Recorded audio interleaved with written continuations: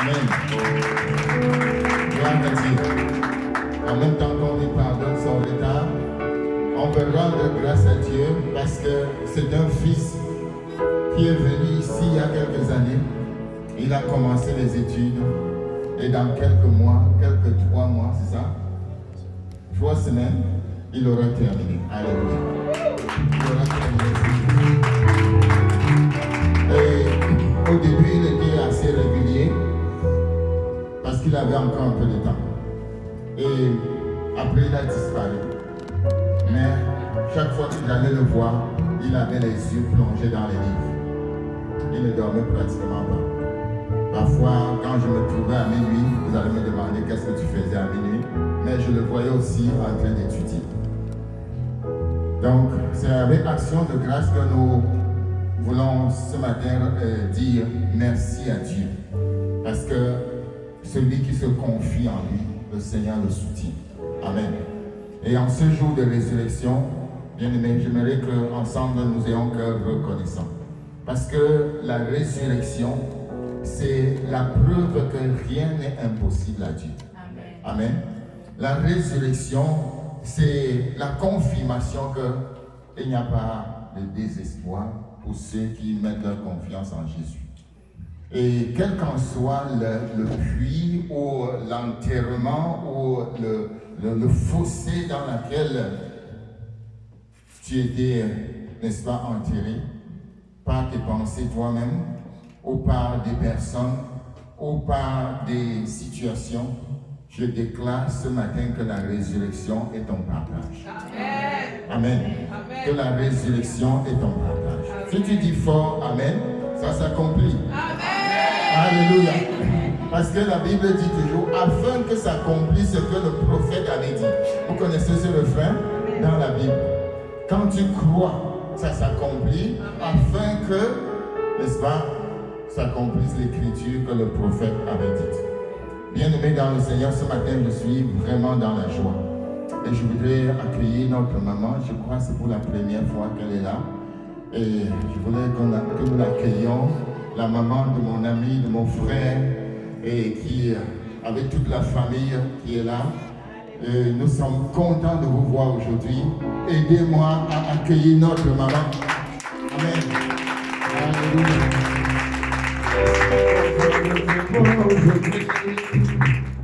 Je suis content de te voir aujourd'hui.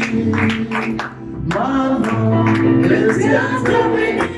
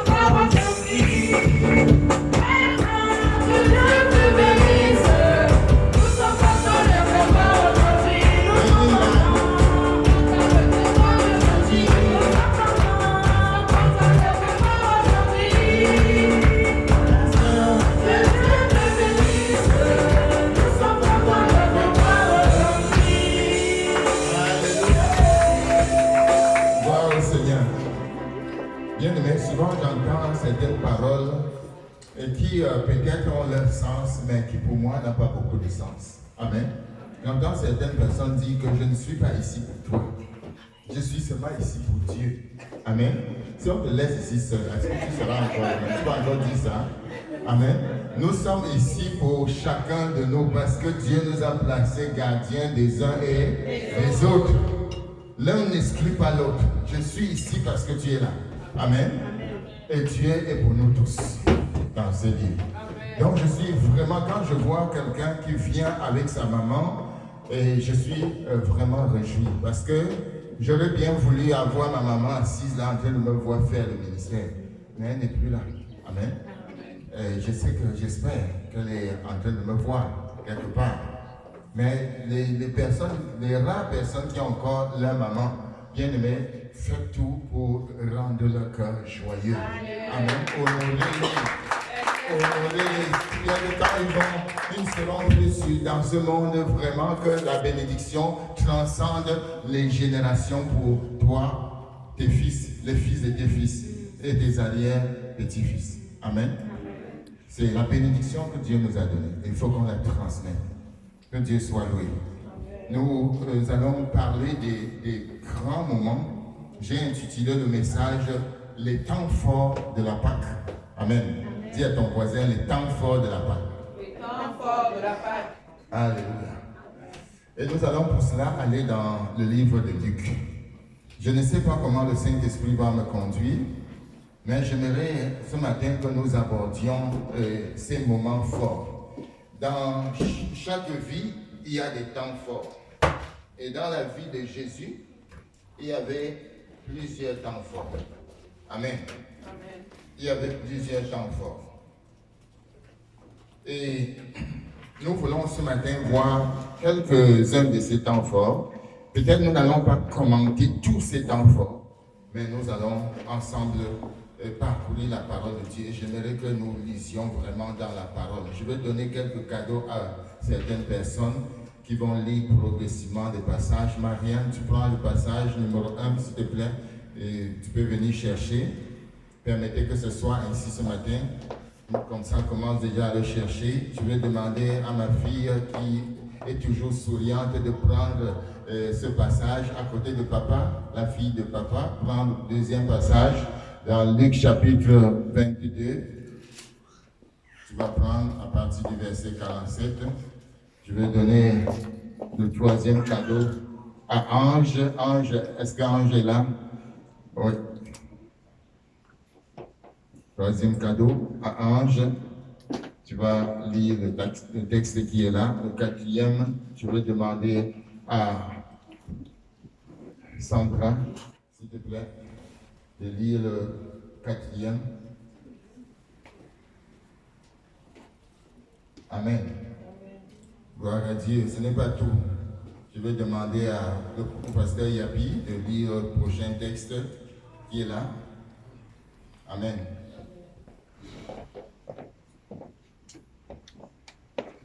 Et excusez-moi, nous ne sommes pas ici pour parler de nous, nous sommes ici pour lire la parole de Dieu. Amen. Oh, maman Georgette, le 6e texte.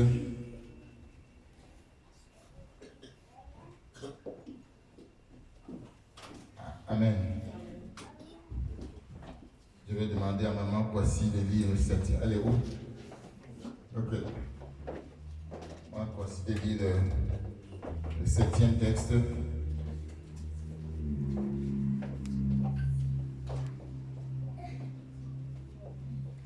Voilà. Et le dernier texte, docteur, tu vas lire le dernier texte, s'il te plaît.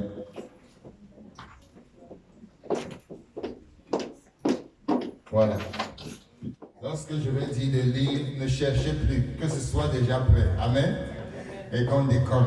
Gloire à Dieu. Les grands moments que le Seigneur, n'est-ce pas, nous a fait voir lorsqu'il était sur la terre. Jésus est venu, il est né parmi les hommes, il a vécu et il a fait beaucoup d'œuvres sur la terre. Il a guéri les malades, il a marché de village en village, de ville en ville, pour communiquer la vie, parce que c'était sa mission, venir apporter la vie là où il y avait la mort. Et il est finalement arrivé à un moment où il devait quitter cette terre. Et un certain nombre d'événements ont commencé à se presser autour de lui. Et ce matin, nous voulons commencer par un moment où il devait passer par les temps les plus terribles de son histoire. Alors que Jésus est avec ses disciples, il commence à sentir une certaine lourdeur. Et ce que Jésus a fait est une leçon pour nous. Et ce matin, chaque fois que nous passons par une phase de ces étapes-là du Seigneur, nous devons tirer la leçon. Amen. Quand c'était compliqué, difficile pour le Seigneur, alors il a fait une chose qui nous laisse un enseignement. La première chose que le Seigneur a faite, c'était un temps de prière. Un temps de prière. Lisons le premier texte. Amen. Amen. Après être sorti, il alla, selon sa coutume, à la montagne des Oliviers. Ses disciples le suivirent. Lorsqu'il fut arrivé dans ce lieu, il leur dit, « Priez afin que vous ne tombiez pas en tentation. » Puis il s'éloigna d'eux à la distance d'environ un jet de pierre et, s'étant mis à genoux, il pria, disant, « Père, si tu voulais éloigner de moi cette coupe, toutefois que ma volonté ne se fasse pas, mais la tienne. » Alors un ange lui apparut du ciel pour le fortifier. Étant en agonie, il priait plus instamment, et sa sueur devint comme des grumeaux de sang qui tombaient à terre. Après avoir prié, il se leva et vint vers les disciples qu'il trouva endormis de tristesse, et il leur dit, « Pourquoi dormez-vous? Levez-vous et priez, afin que vous ne tombiez pas en tentation. » Amen. Alléluia. Amen. Bien-aimé, le Seigneur devait prier. Prière intense. Deuxième temps fort que le Seigneur a passé, c'était la trahison. Lisons le deuxième texte. Nous sommes toujours dans Luc, à partir de Luc 22, à partir du verset 47. Comme il parlait encore, voici une autre arriva, et celui qui s'appelait Judas vint debout sur le marché devant elle. Il s'approcha de Jésus pour le baiser, et Jésus lui dit, Judas, c'est pas un baiser que tu livres le Fils de l'homme. Ceux qui étaient avec Jésus, voyant ce qui allait arriver, dirent, Seigneur, frappons-nous de l'épée, et l'un d'eux frappa le serviteur du souverain sacrificateur, et lui emporta l'oreille droite. Mais Jésus, prenant la parole, dit, laissez-les arrêter. Et ayant touché l'oreille de cet homme, il le guérit. Jésus dit ensuite aux principaux sacrificateurs, aux chefs de garde du temple et aux anciens qui étaient venus contre lui. Vous êtes venus comme après brigands avec des épées et des bâtons. J'étais tous les jours avec vous dans le temple et vous n'avez pas mis la main sur moi. Mais c'est ici votre heure et la puissance des ténèbres. Amen. Amen. Alléluia. Troisième temps fort, bien aimé, que nous voyons ce matin, c'est l'humiliation. Amen. Lisons le texte qui va avec, toujours dans Luc, nous sommes au chapitre verset 362. Oui. Après avoir saisi Jésus, ils l'emmenèrent et le conduisirent dans la maison du souverain sacrificateur. Pierre suivait de loin. Ils allumèrent du feu au milieu de la cour et ils s'assirent.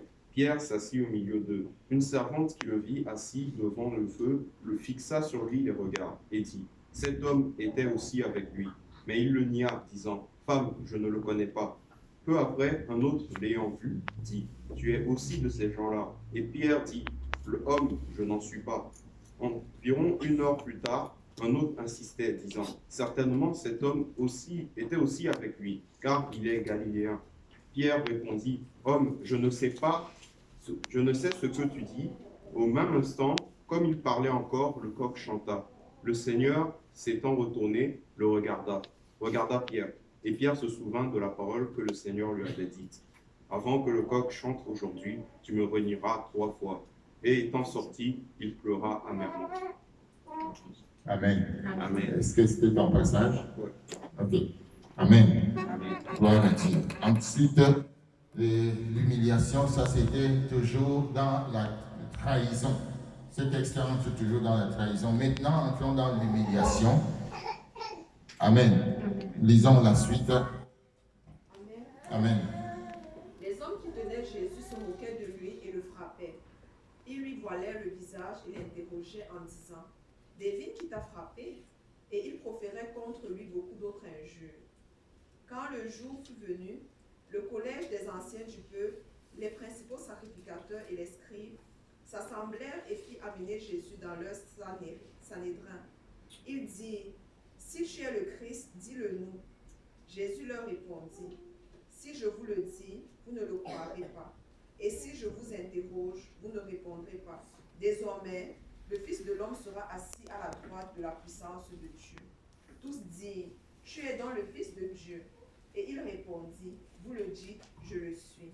Alors il dit, qu'avons-nous encore besoin de témoignages? Nous l'avons entendu nous-mêmes de sa bouche. Amen. Amen. Alléluia. La suite, le texte sur le tribunal. Allons-y au tribunal. Le texte de... Oui. Luc 23, Oui. verset 13 à 25. Pilate ayant assemblé les principaux sacrificateurs, les magistrats et les peuples, leur dit, vous m'avez amené cet homme comme incitant le peuple à la révolte. Et voici, je l'ai interrogé devant vous, et je ne l'ai trouvé coupable d'aucune des choses dont vous l'accusez. Et au nom car il nous l'a renvoyé. Et voici, cet homme n'a rien fait qui soit digne de moi. Je le relâcherai donc après l'avoir fait battre de verge. À chaque fête, il était obligé de leur relâcher un prisonnier. Ils s'écriaient tous ensemble, fais mourir celui-ci et relâche-nous Barabbas. Cet homme avait été mis en prison pour une sédition qu'il avait eu lieu dans la ville et pour un maire. Pilate leur parla de nouveau dans l'intention de relâcher Jésus. Et il criait, crucifie, crucifie-le. Pilate leur dit pour la troisième fois, quel mal a-t-il fait? Je n'ai rien trouvé en lui qui mérite la mort. Je le relâcherai donc après l'avoir fait battre de verge. Mais ils insistaient à grands cris, demandant qu'il fût crucifié, et leurs cris l'emportèrent. Amen. Amen. Et leurs cris l'emportèrent. Allons à la prochaine phase, la condamnation, la crucifixion. Pardon? On a sauté le 5. On a sauté le 5. Oui. Le 23, le verset 1er à 12. Premier. Oui, c'est toi qui as lu. Quelqu'un t'a sauté là. Lis quand même. Amen. Ça, c'était sur le point du tribunal. Lis. Oui, donc je lis la parole de Dieu. Luc 23. Ils se levaient tous et il conduisit Jésus devant Pilate. Il se mit à l'accuser, disant, nous avons trouvé cet homme excitant notre nation à la révolte, empêchant de payer le tribut à César et se disant lui-même Christ, roi. Pilate l'interrogea en ces termes, es-tu le roi des Juifs? Jésus lui répondit, tu le dis. Pilate dit aux principaux sacrificateurs et à la foule, je ne trouve rien de coupable en cet homme.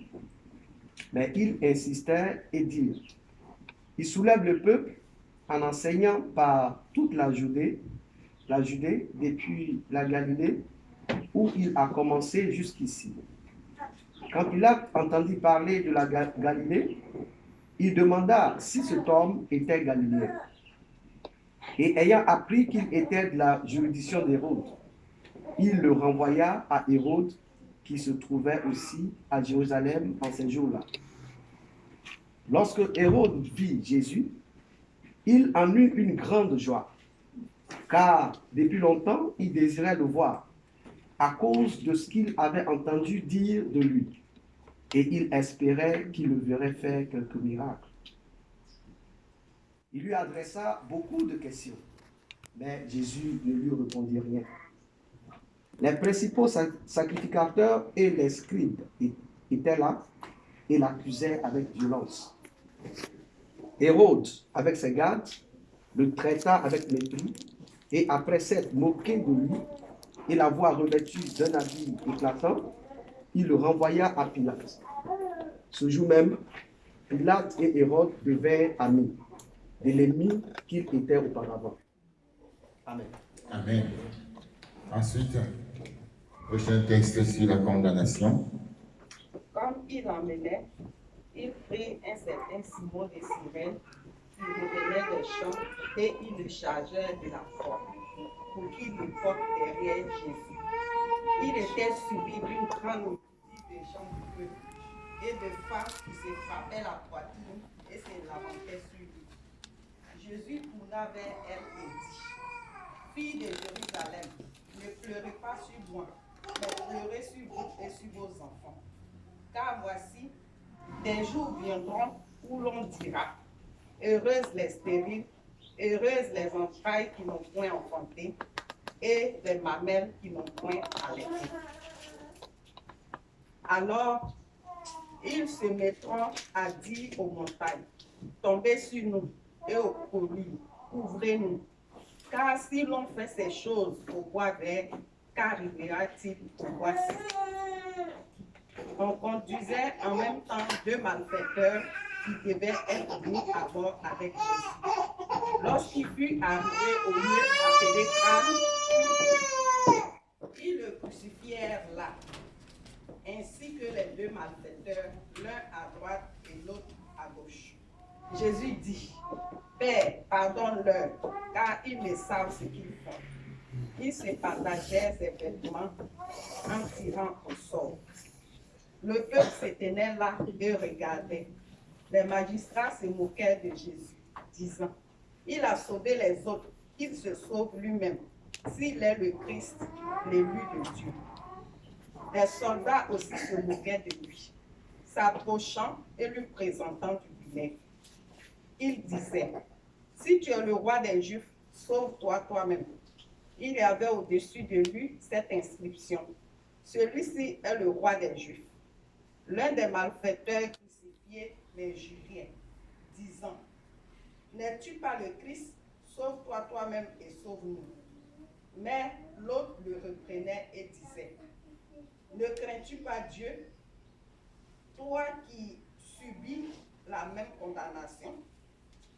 Pour nous, c'est justice, car nous recevons ce qu'on a mérité, ce qu'ont mérité nos crimes. Mais celui-ci n'a rien fait de mal. »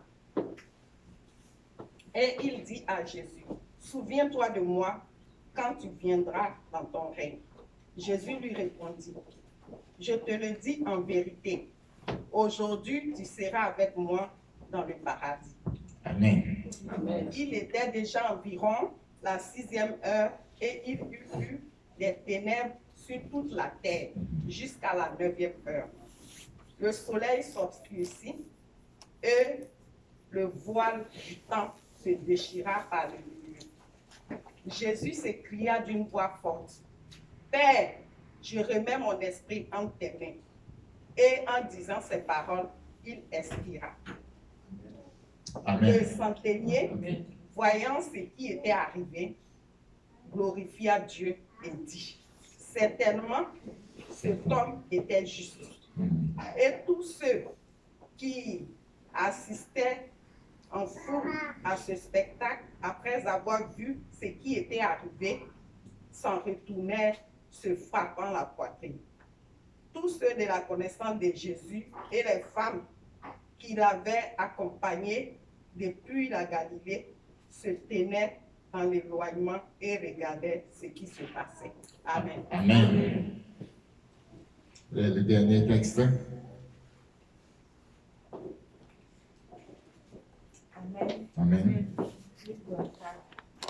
Le premier jour de la semaine, elle se rendit au sépulcre le grand matin, portant les aromates qu'elle avait préparés. Elle trouvait que la pierre avait été roulée devant le sépulcre. Et étant entrée, elle ne trouvait pas le corps du Seigneur Jésus. Comme elle ne savait que penser de cela, voici 2 hommes leur apparus en habits resplendissants. Saisie de frayeur, elles baissèrent le visage contre terre. Mais ils leur dirent, « Pourquoi cherchez-vous parmi les morts celui qui est vivant? Il n'est point ici, mais il est ressuscité. Souvenez-vous de quelle manière il vous a parlé quand il était encore en Galilée, et qu'il disait, « Il faut que le Fils de l'homme soit livré entre les mains des pécheurs, qu'il soit crucifié, et qu'il ressuscite le 3e jour. » Et elles se ressouvinrent des paroles de Jésus. À leur retour du sépulcre, elles annoncèrent toutes ces choses aux 11 et à tous les autres. Celles qui dirent ces choses aux apôtres étaient Marie de Magdala, Jeanne, Marie mère de Jacques, et les autres qui étaient avec elle. Il tint ses discours pour des rêveries, et il ne crut pas ces femmes. Mais Pierre se leva et courut au sépulcre. S'étant baissé, il ne vit que les gens qui étaient à terre, puis il s'en alla chez lui dans l'étonnement de ce qui était arrivé. Amen. Amen.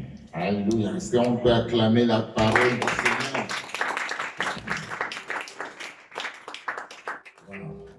Bien-aimés, est-ce que vous vous êtes posé déjà la question, pourquoi la résurrection? Pourquoi Jésus est ressuscité?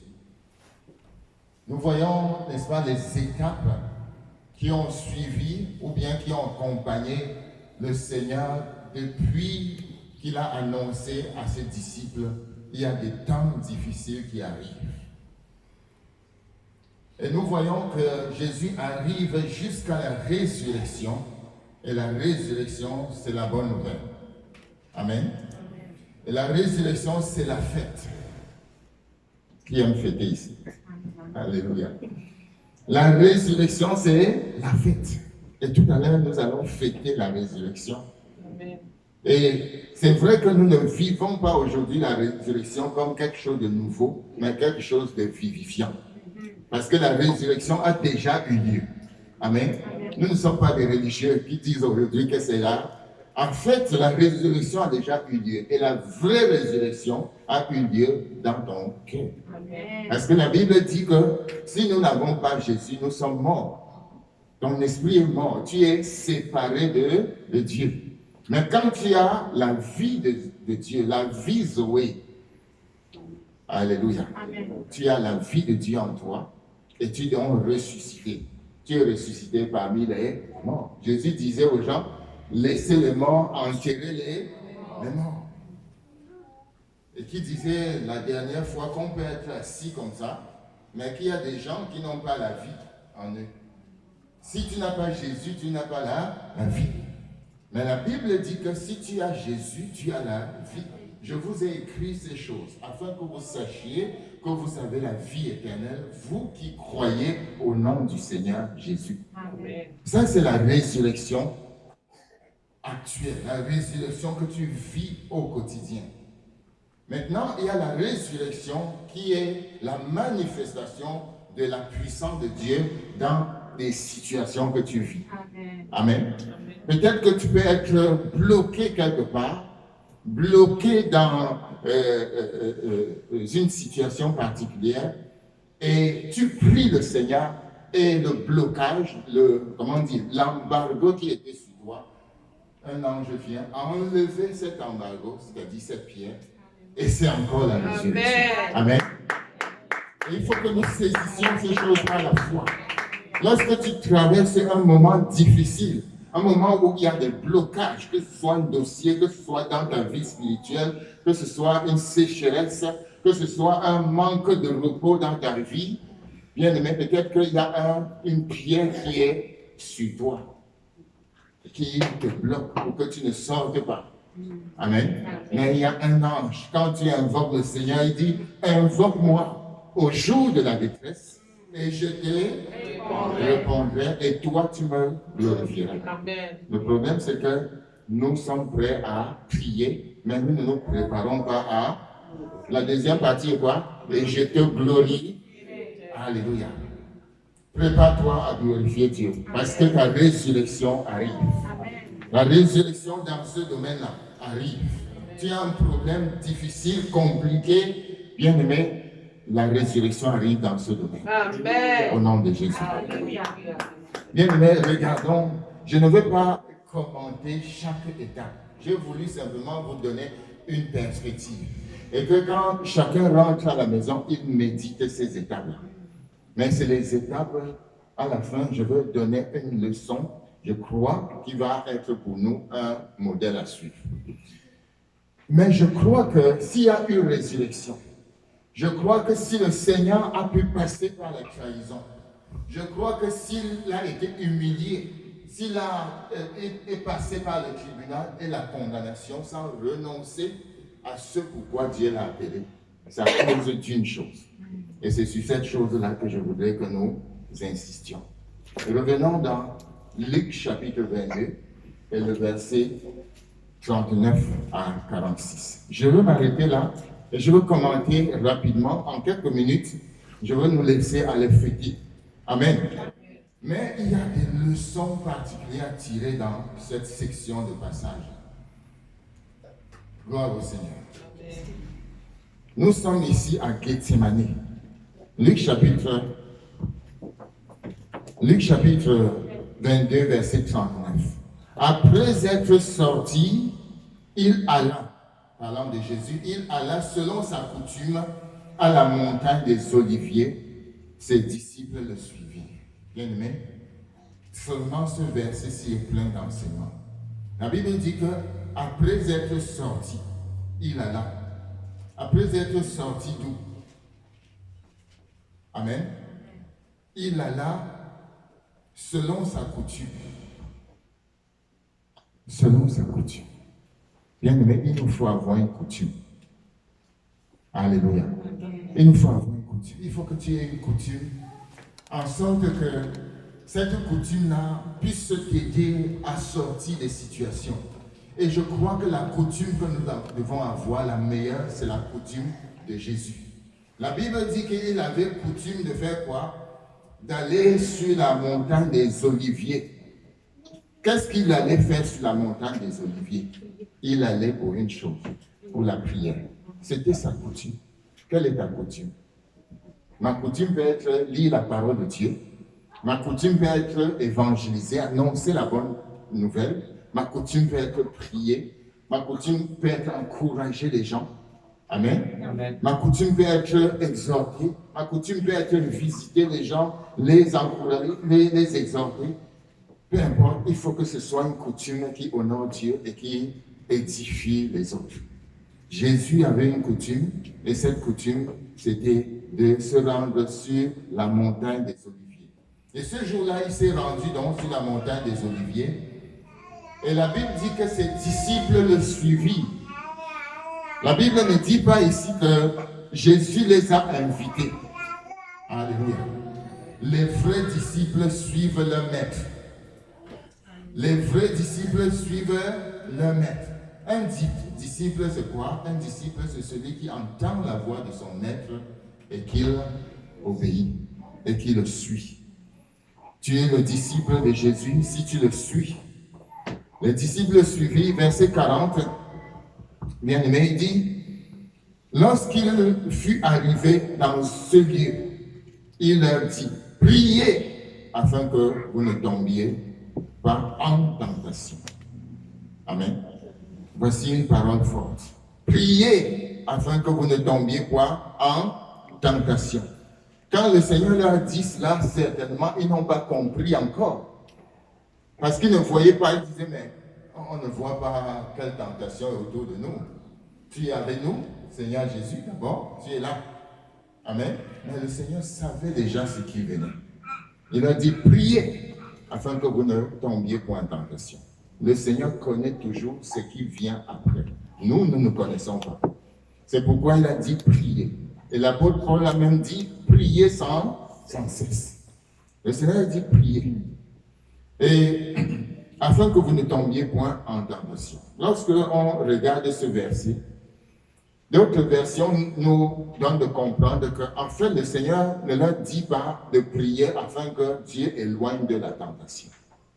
Mais qu'il résiste, qu'il tienne bon dans la tentation.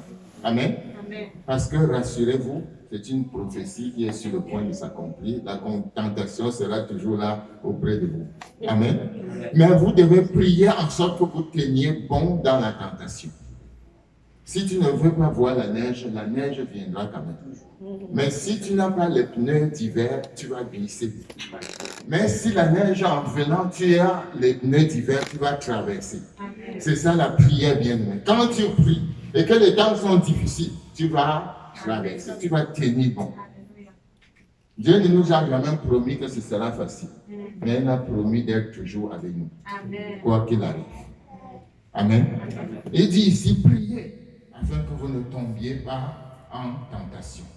Puis il s'éloigna d'eux à la distance d'environ un jet de pierre. Et s'étant mis à genoux, il pria, souligné, mis à genoux, bien-aimé. S'étant mis à genoux, voilà la position idéale pour prier.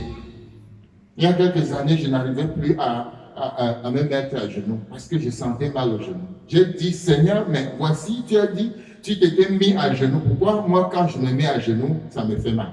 Aujourd'hui, je peux m'agenouiller. Alléluia. Je peux m'agenouiller.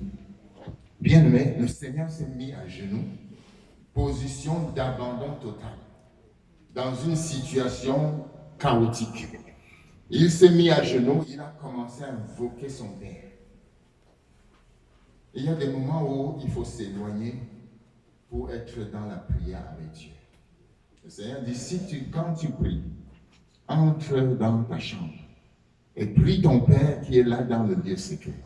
Et ton Père qui est là dans le lieu secret le rendra.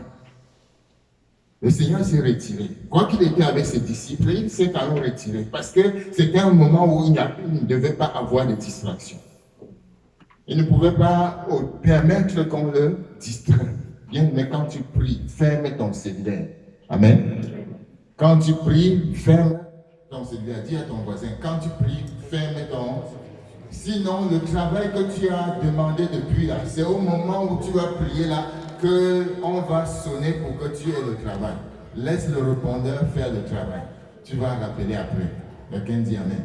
Amen. Quand tu pries vraiment, quand tu es sérieux, ferme ton cellulaire.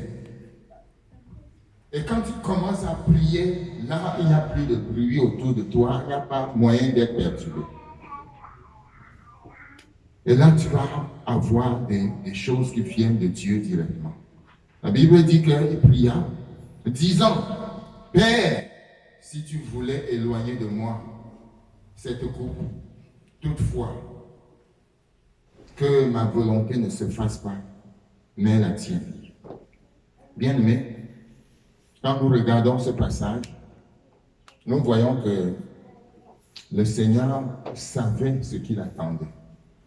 Il savait qu'il devait passer par tout ce processus-là.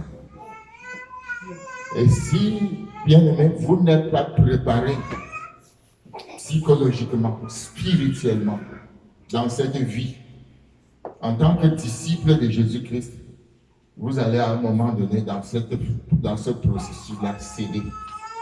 Amen. Abandonner. Le Seigneur savait clairement que voilà ce qu'il attend. Et il a clairement dit à ses disciples, les jours sombres arrivent. Venez prier avec moi. Et restez là, prier, afin que vous ne tombiez pas en tentation. Quand il parlait de tentation, ne parlait pas des choses de ce monde. La tentation ici, c'est arriver à régner le Seigneur. Amen. C'est ça la tentation. De régner, la tentation de renoncer à Jésus. Et nous allons voir que ça va arriver exactement.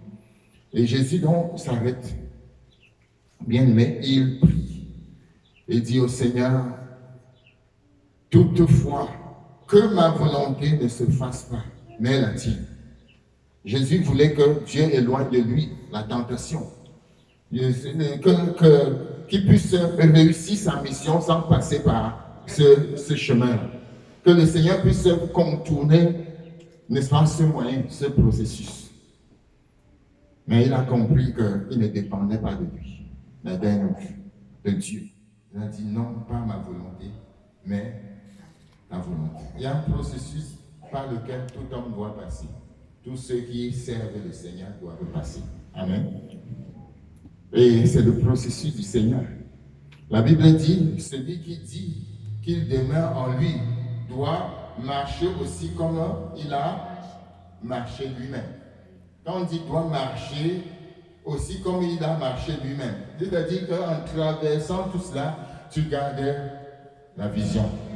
Tu gardes le focus sur la résurrection. Et le Seigneur nous dit, à travers l'apôtre Pierre, il dit, et c'est à cela que vous avez été appelés. 1 Pierre chapitre 2, verset 21. Et c'est à cela que vous avez été appelés. Parce que Christ aussi a souffert pour vous, vous laissant un exemple, afin que vous suiviez ses traces. Amen. Nous aimons beaucoup la partie bénédiction que le Seigneur a apportée par la résurrection. Mais nous n'aimons pas beaucoup la partie souffrance, le processus. Amen. There is a process. Il y a un processus. Nous n'aimons pas beaucoup ça. Nous disons seulement, Seigneur, tu es mort afin que j'ai la vie et la vie en abondance. Tu es devenu pauvre afin que je sois riche. Yes. Amen. Mais on lit là rarement cette parole de l'apôtre Paul. Il vous a été donné la grâce par rapport à Jésus-Christ, non seulement de... Aidez-moi à finir. Vous voyez, personne ne connaît. Il vous a été donné... Il nous a été donné la grâce par rapport à Jésus-Christ, non seulement de croire en lui, mais aussi de souffrir pour lui. Alléluia. Croire, c'est bon, mais il faut souffrir aussi pour lui. C'est le chemin. Dis à quelqu'un, c'est le chemin. Il dit, et c'est l'apôtre Jean qui dit, car je vous ai donné un exemple, afin que vous fassiez comme je vous ai fait, dit Jésus. Amen. Donc, il fait des choses, il nous dit de faire les choses qu'il a faites aussi. Parce que pour voir Jésus, il faut passer par son chemin. Je ne dis pas de chercher la souffrance. Amen. Je ne dis pas de chercher toi-même l'humiliation. Je ne dis pas de chercher toi-même le tribunal. C'est qui racontait l'histoire des serpents? Amen. Des gens qui ont dit, le Seigneur dit, ils attraperont les serpents et ils ne les mordront pas. Et ils se sont mis à chercher les serpents et les serpents les ont mordis, ils sont morts. Ce n'est pas ça, bien aimé. Ça veut dire simplement que quand tu es sur le chemin de Jésus, tu marches dans l'intégrité, tu médites ta parole, tu pries, et tu cherches à vivre dans l'amour et la vérité. Et le reste ne t'appartient plus. S'il y a l'humiliation qui vient, tu es préparé. Amen. S'il y a la trahison qui vient, tu es prêt. S'il y a le tribunal qui vient, tu es préparé. S'il y a même l'arrestation et la condamnation, tu es préparé. Jésus, ici, dit, c'est la parole de Dieu qui confirme ça, il dit, alors, pendant qu'il était en train de prier, alors, verset 43, un ange lui apparut du ciel pour le fortifier. Amen. Est-ce que vous avez compris ça? Un ange apparu du ciel. Certains auraient dit, un ange apparu du ciel pour le délivrer. Non. Un ange apparu du ciel pour le fortifier. Continue, Seigneur, à prier. Hein? Prie encore, parce que ce qui vient devant là est fort. Pour le fortifier, pas pour le délivrer, pas pour annuler l'épreuve, non, pour le fortifier. Que le Seigneur te fortifie dans l'épreuve. L'épreuve sera là. Le Seigneur a dit lui-même, l'épreuve viendra sur le monde, mais prenez courage, j'ai vaincu le monde. Vous aurez des tribulations dans ce monde. C'est écrit dans Romains 8, non? Comment dit? Jean 16. Jean 16. Vous aurez des tribulations dans ce monde, mais prenez courage, j'ai vaincu le monde. Quelqu'un dit, Jésus a vaincu le monde. Nous allons terminer. Bien-aimé, alors un ange lui apparut du ciel pour le fortifier. La Bible dit, parce qu'il y avait quelque chose qui était en train de se passer là. La Bible dit, étant en agonie. Amen. Étant en agonie, il priait plus intensément. Généralement, quand les gens sont en agonie, ils abandonnent. Ils disent, c'est trop, je suis fatigué. Amen. C'est trop, la pression est forte. Est-ce que vous avez déjà entendu des gens dire, depuis que je prie, c'est comme si les attaques se sont doublées. Donc je laisse. Non, continue. Amen. Quand tu pries et qu'il y a des attaques qui continuent, ça veut dire que l'enfantement arrive. Ça veut dire que le bout du tunnel n'est plus loin. Or, beaucoup de gens, quand la pression est forte, ils disent que non, je fais la paix avec eux. Ne fais pas la paix avec l'ennemi. Amen. Reste. Continue. Amen. Amen. Et tu vas voir la résurrection arrive. Alléluia. Amen. Amen.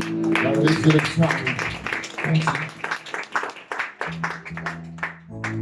Alors, étant en agonie, il priait plus intensement et sa sueur devint comme des grumeaux de sang qui tombaient à terre. Comme des grumeaux de sang. Avez-vous déjà prié ce genre de prière? Amen. Voilà là où nous voulons. Le Seigneur veut nous amener. Les grands cris, c'est ça. Amen. Les grands cris dont on a parlé vendredi, c'est ça. Le Seigneur a fait des grands cris parce qu'il y avait des grandes tentations devant. Bien, mais tu ne connais pas ce qui va se passer demain. Mais tu peux traverser ces moments-là. Si aujourd'hui tu pries, si chaque jour tu pries, il n'y a pas d'autre solution. Dis à quelqu'un, il n'y a pas d'autre solution. C'est de s'agenouiller. Le Seigneur s'agenouille.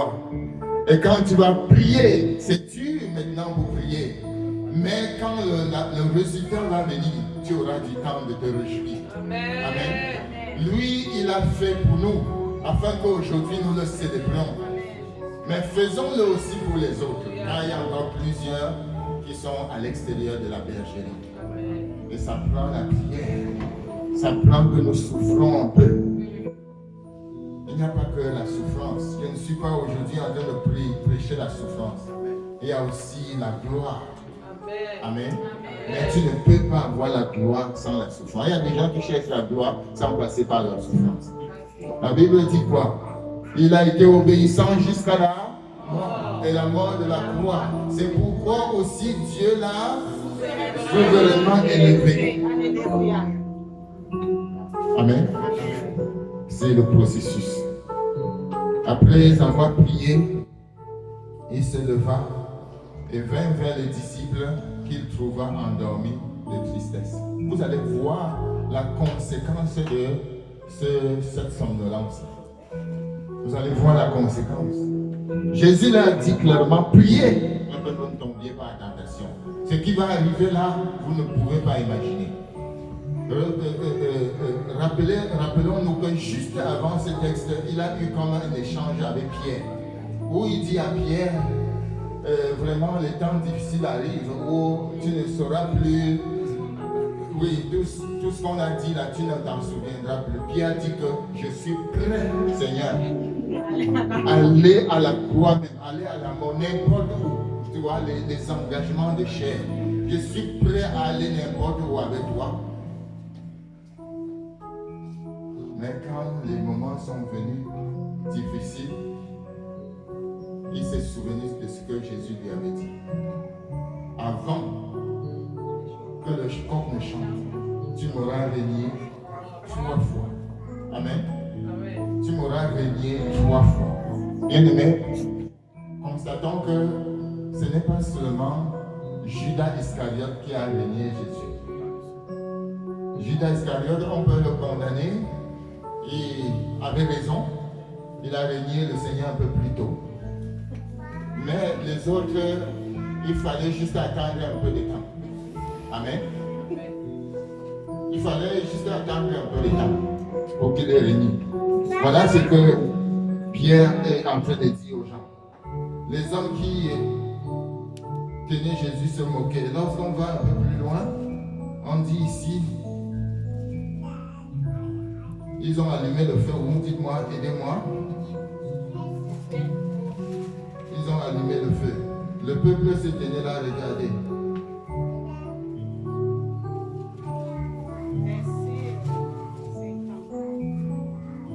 Verset 57. Mais voilà. Alors, on est là, verset, ils allumèrent le feu, verset 55. Ils allumèrent du feu, donc nous supposons que c'était un temps de froid. Ils allumèrent le feu au milieu de la cour et il s'assit. Pierre s'assit parmi eux, Pierre aussi, parmi eux. Une servante qui le vit assis devant le feu fixa sur lui les regards. Une servante fixa sur lui les regards. Il dit, mais normalement celui-ci-là ne devrait pas être ici. J'ai entendu de loin dire que Seigneur, si tu vas n'importe où, je serai avec toi. Mais le voilà bien, il s'était bien assis sur le tabouret. Et il a écarté les pieds pour avoir la chaleur du feu. Et il s'est assis là, une servante le remarque. Voilà ce qu'il dit. Et cet homme, elle dit, cet homme était aussi avec lui. Mais il le nia, disant, femme, je ne le connais pas. Yes. Je ne le connais pas. Il ne dit même pas que tu n'as pas bien vu. C'est possible que tu aies confondu avec personne. Il dit, je ne le connais. Ça, c'est quoi? Il a renié Jésus. Amen. Il a renié Jésus. Et on peut chercher la cause. Nous ne pouvons pas chercher la cause loin. Il n'a pas prié. Il dormait parmi ceux qui dormaient. Amen. Il n'y a pas de cause, il n'y a pas de, comment dire, de fumée sans feu. Il n'avait pas prié. Le Seigneur a dit, priez afin que vous ne tombiez pas en tentation de me régner. Et voilà, il dit, femme, tu parles de toi-même. Je ne le connais. Peu après, on pouvait dire, bon, peut-être c'était le lapsus, comme on aime dire en français. Mais il dit, peu après, un autre, l'ayant vu, dit, tu es aussi de ces gens-là. Il y avait des gens. Amen. Bien-aimés, les chrétiens sont de ces gens-là. Il y a quelque chose qui vous distingue. On le sait. C'est comme quand vous repartez dans votre pays. Vous êtes assis parmi les gens. On dit, mais toi là, tu n'es pas des nôtres. Comment on a fait pour savoir? Il y a quelque chose qui te distingue. Tu n'as pas mangé la poussière que nous mangeons chaque jour ici. Amen. Tu n'es pas de nôtres. Et ici, il va dire quoi? Et Pierre dit, homme. Maintenant, c'était la femme. Maintenant, il dit, on pouvait dire que devant la femme, il a eu honte. Mais devant l'homme comme lui, je n'en suis pas. Il dit, je n'en suis pas du tout de ces gens. Ne m'associez pas. Je n'en suis pas. Vous voyez? Environ 1 heure plus tard, tu vois, exactement comme Jésus avait dit. Environ 1 heure plus tard, un autre insistait. On dit, comme Dieu veut te parler, il insiste. Tu tournes à gauche, il te parle. Tu tournes à droite, il te parle. Il dit, certainement cet homme était aussi avec lui, car il est galiléen. Pierre répondit, homme, je ne sais ce que tu dis. Autrement dit, je ne sais pas de quoi tu parles. Tu parles même de quoi? Amen. Au même instant, comme il parlait encore, le coq chanta. Bien aimé, souvent, il y a des choses qui arrivent, on ne s'en souvient plus jusqu'à ce qu'il y ait un élément déclencheur. Le chant du coq était l'élément déclencheur et tout le souvenir de la conversation avec Jésus est revenu. C'est là qu'il a commencé à pleurer. Et quand je voulais parler de texte ici, il y a une parole qui m'est venue. Et cette parole, je l'ai écrite ici. Le jour où tu connaîtras, le jour où le Seigneur va ouvrir tes yeux sur la vérité, tes larmes ne suffiront pas pour remplir les fûts. Amen. Il y a des vérités que nous ne connaissons pas maintenant. Mais quand le Seigneur nous ouvrira les yeux, nous n'allons pas suffire, nous n'allons pas avoir de contenant ici pour contenir nos larmes. L'apôtre Pierre nous ressemble. Oui ou non? Oui ou non? Pour un oui ou un non, nous réunions le Seigneur. D'une manière consciente ou d'une manière inconsciente. Mais je sais qu'il y a un peuple qui peut dire, qui peut faire la différence. Et que ce qui est arrivé à Pierre, cela peut aussi nous arriver. Ça veut dire quoi? Ça veut dire que le Seigneur lui a dit, quand tu seras affermi. Amen. Il était déjà converti. Mais l'original dit, quand tu seras affermi, prends soin de mes brebis. Prends soin de tes frères. Bien aimé, l'apôtre Paul a dit, quand j'étais un enfant, je parlais comme un enfant. Je chantais comme un enfant. Je faisais telle ou telle chose comme un enfant. Mais quand je suis devenu grand, l'enfant est parti. Et j'ai commencé à faire comme un enfant. Chaque personne dans la vie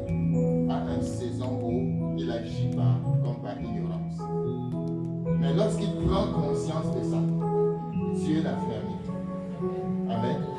Afin qu'il continue la marche. Afin qu'il continue la marche.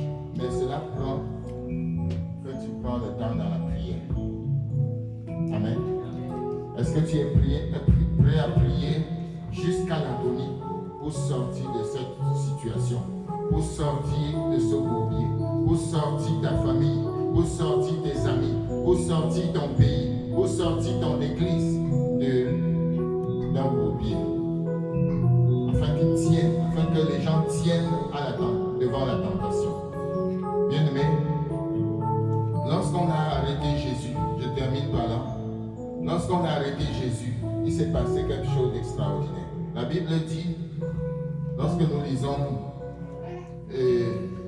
Matthieu chapitre 26, verset 53, Matthieu 26, 53, l'arrestation de Jésus va nous donner quelque chose de particulier.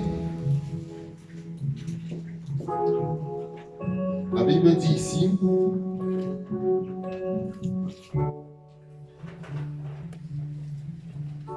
commençons par le verset 46. Aussitôt s'approchant de Jésus, il dit, salut, Rabbi, et il le baisa. Amen. Mais avant cela, nous voyons verset 47. Comme il parlait encore, nous sommes dans Matthieu 26, verset 47. Comme il parlait encore, voici Judas, l'un des 12, arriva avec lui une foule nombreuse armée d'épées et de bâtons, envoyés par les principaux sacrificateurs et par les anciens du peuple. Voilà le moment crucial pour Jésus. La foule qui arrive et pour l'arrêter. Celui qui le livrait, Judas, avait donné ceci. Celui que je baiserai, c'est lui, saisissez-le. Ils avaient déjà les cordes entre eux. Amen. Et aussitôt s'approchant de Jésus, il dit, salut Rabbi. Et il le baisa.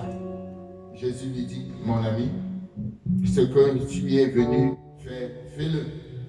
Alors ces gens s'avancèrent, mirent la main sur Jésus et le saisirent. Et voici un de ceux qui étaient avec Jésus étendit la main et tira son épée.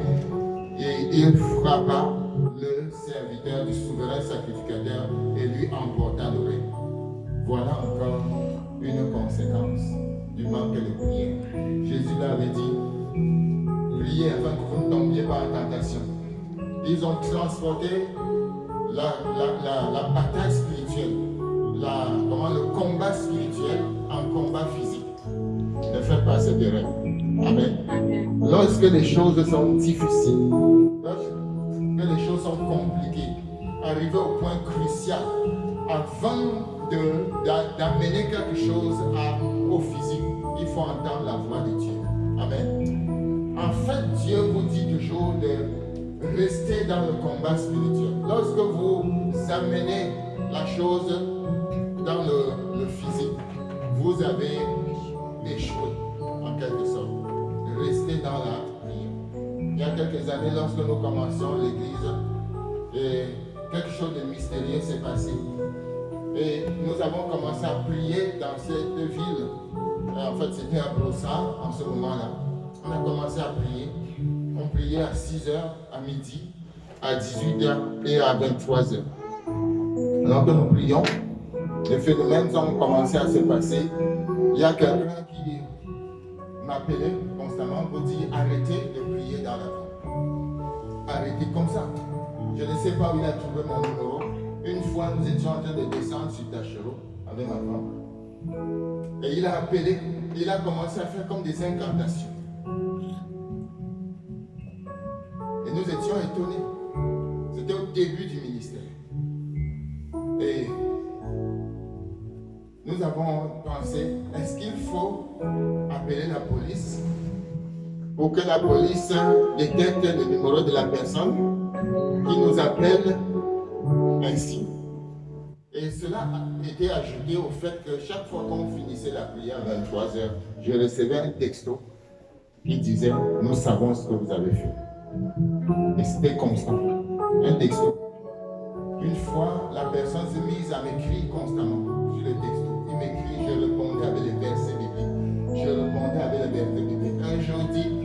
qu'on se rencontre. Je lui dis que tu viendras voir Jésus. Dis, on va se rencontrer dans la vie. Je dis, oui, j'attends. On va voir, quand tu viendras, tu verras Jésus. Amen. Et j'ai envoyé des versets bibliques, je bombardais les versets bibliques. Mais c'était effrayant. Amen. Quelqu'un à qui tu n'as pas donné ton téléphone, mais qui t'envoie des textos. Et un jour, en priant, le Saint-Esprit m'a dit clairement, n'amène pas ça dans le physique. Continue à prier. Amen. Continue à prier.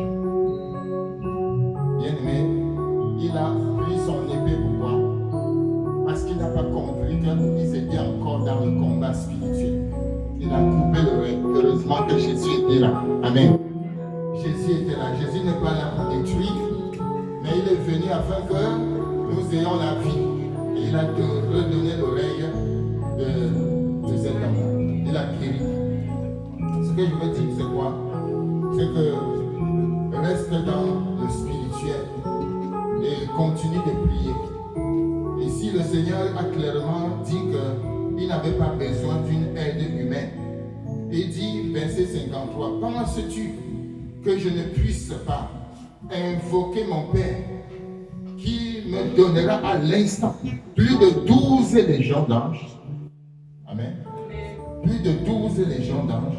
Et lorsqu'on regarde dans l'Empire romain, parce qu'il prête ici le langage romain, dans l'Empire romain, une légion de soldats, c'était quoi? C'était constitué de 6000 soldats. 6000 personnes. Et Jésus dit ici qu'il est capable d'invoquer, de demander à son Père de lui envoyer 12 légions d'anges. 12 fois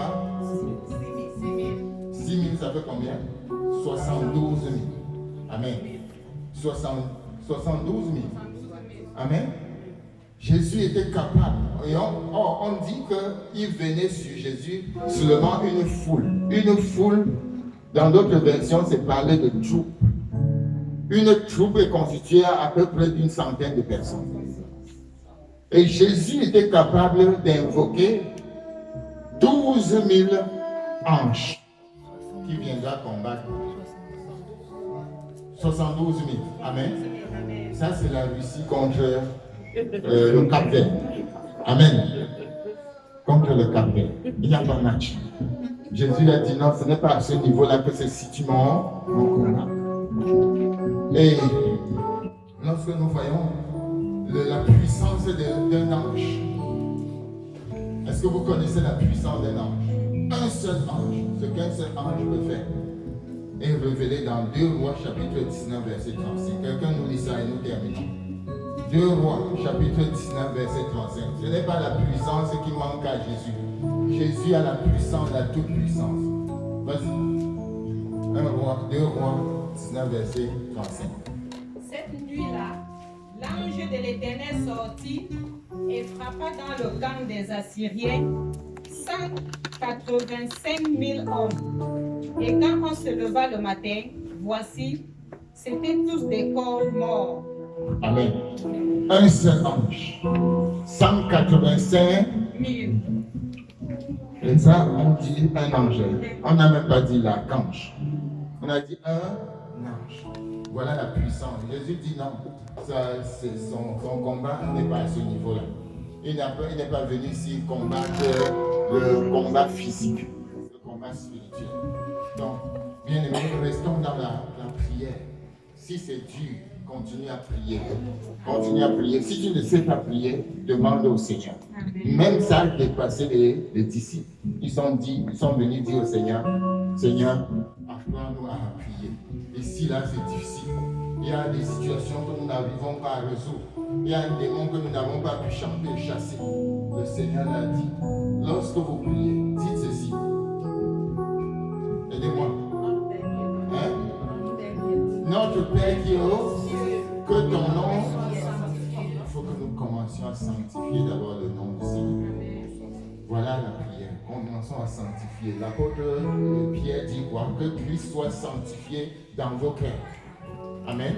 Quand le Seigneur est sanctifié dans nos cœurs, la puissance de Dieu là, il dit que ton nom soit sanctifié. Ensuite, dit Que ton règne vienne. Quand le règne de Dieu est là, la présence de Dieu est là, bien aimé, rien ne peut résister. Rien ne peut résister devant vous. Et que ta volonté soit faite sur la terre. Lorsque nous prions, cherchons la volonté de Dieu. Amen. Pas notre volonté. Quand tu vas devant le Seigneur, dépouille-toi. Ne dis pas, Seigneur, il faut que tu fasses comme ça. Mais fais ce qui te plaît. Et sa volonté est dans sa parole. Que Dieu nous bénisse. Nous allons nous lever ensemble alors que nous allons célébrer. J'invite la chorale ici. On va